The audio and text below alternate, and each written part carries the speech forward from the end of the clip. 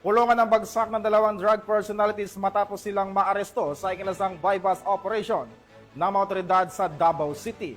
Narito ang detalye ng report mula kay Patroluman Bername Lapus. Arestado ang dalawang individual sa sinagawang bypass operation ng Kalinan Police Station sa Barangay Talumo River, Kalinan District, Davao City nito lamang Hulyo 23 taong kasalukuyan.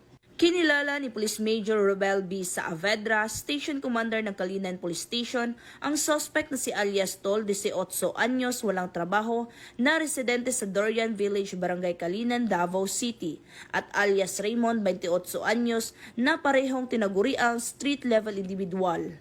Na-recover mula sa mga suspect ang isang pakete ng hinihinalang shabu na may tinatayang bigat na 1.29 grams na nagkakahalaga ng humigit kumulang 8,772 pesos, isang cellular phone at bypass money na ginamit sa operasyon.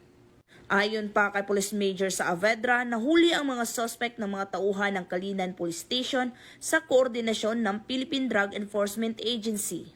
Ang mga suspect ay kasalukuyang nasa kustodiya na ng nasabing istasyon para dumaan sa tamang disposisyon at mahaharap sa kasong paglabag sa RA 9165 o ang Comprehensive Dangerous Drugs Act of 2002.